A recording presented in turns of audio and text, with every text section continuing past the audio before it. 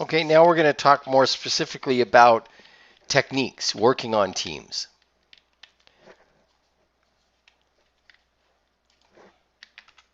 Okay. Relationships are most important. So start with team building activities, and you're probably familiar with a lot of them. Developing a team contract. We went over some of the things about a team contract in previous videos.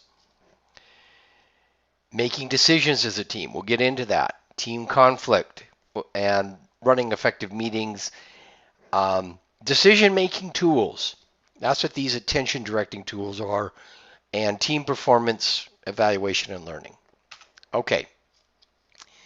So here's some projects to do. They build a little trust, empathy, respect, civility. So you can build a sky tower, a spaghetti tower, team art, team collage. Pair up, introduce yourselves, share answers to questions from a leader, name 10 activity. Um, oops, come on, there we go. Play-Doh sculpture and more. Moving a plate of glass around the room. That's what the picture is. They have a hula hoop. They have to pretend it's a plate of glass. And one person directs, there's tables and obstacles and things like that. And one person directs them how to do this. And it just gets people talking to each other. They get used to each other. They start to know who the other members of the team are. It's the beginning, not the end of team building. Contract. So here's a 5-year-old contract right over here. Simple kindergarten school contract. Sharing your goals, team vision and goals. How will meetings be run? Work structured, procedures, and everybody signs up. Decision-making strategies. We already talked about the authoritative the authority figure, low autonomy, that's your dictatorial, high autonomy, not so dictatorial. So here's a quadratic table. So the left-hand side here would be your autocratic organization. People don't have buy-in. Boss, so high alignment. Up here the boss says, we need to cross the river, build a bridge.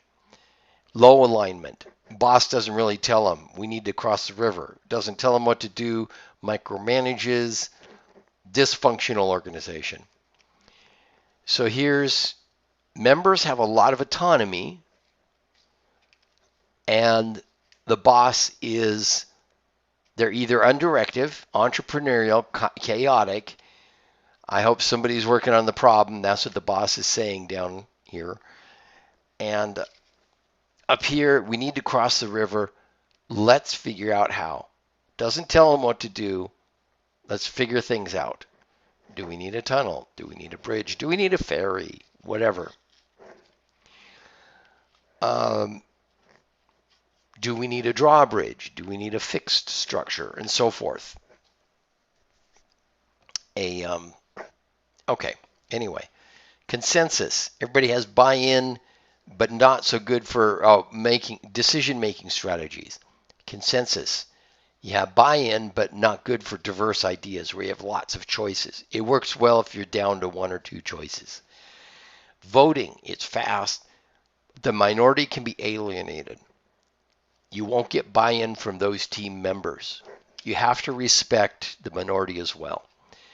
Committees. The subgroup recommends and sells those recommendations. The full organization has to vote whether to approve the recommendations or go back to try it again. Averaging cancels out extremes, but also could cancel out experts. So these are the pros and cons. Decision matrix. We're going to get into that. It breaks down decisions. May be hard to agree on ratings. I'll show you why a lot of times ratings don't make a lot of difference. If you change the ratings, a lot of times you'll get the same outcome, the same decision. Expert, great influence. People may not buy into what the expert says. Authority, fast, but you lose the expertise of the members and people don't buy into it. So they don't do it. They drag their feet, whatever. Authority with discussion, better buy-in, slower, still pretty quick. But a poor decision leader leads to poor decisions. There is no one right way to do this. They all have their pros and cons. Decision matrix. So here's an example of a decision matrix where somebody is trying to decide whether to change jobs. And I'm going to give you an Excel spreadsheet and show you how to do that. This is real easy to do on an Excel spreadsheet, and it's fast to change things and do what-if scenarios. So let's go there.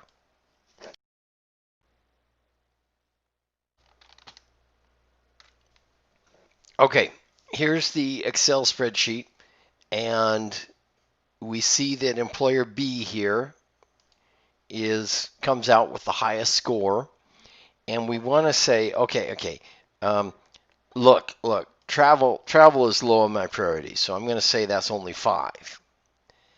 And I want salary. I want that to be big. I want it to be twice as big. Remember, these weights don't have to add up to 100, by the way. They won't now. Well, employer B still wins. With these factors, in fact, you can change salary to anything you want, almost, as long as it's not too low. Then employer A might win. But if it's all employer B is always going to beat out C if you only change this, you'll notice, because we rank salary highly. Employer B and C offer good salaries, both of them do. And this is what I mean in a decision matrix, that you can change these weights and they don't influence the outcome.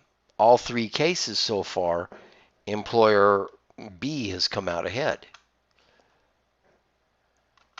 Okay. And that happens with decisions a lot of times. Somebody says, well, I really like a lot of growth. 50, so let's put her there. Employer B still wins. I want good growth opportunities, and so forth. Oops. There. Now, going to show formulas. I want you to see the formula we use. It's really easy. There we go. And let's auto fit the contents. This is the function in Excel that you would use. So the blue cells refer to the top ones. They have dollar signs on them because you're always going to refer to this. So all 3 cases refer to the same top row, refer to the same weights.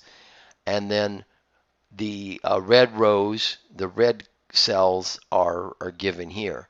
So you're taking this times this, plus this times this, plus this times this, plus this times this, plus this times this. That's what sum product means. That's what the sum product function does. And it's the one to use for decision matrices.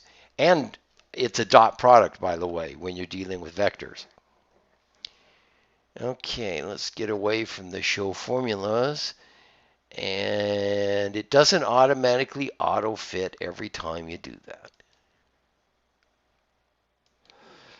So I like decision matrices. Whatever tool you use needs to show up in your notebooks and reports. Don't forget that. Okay. So, the video is almost 10 minutes long, so I'm going to end this video here and picking up how to manage conflicts next.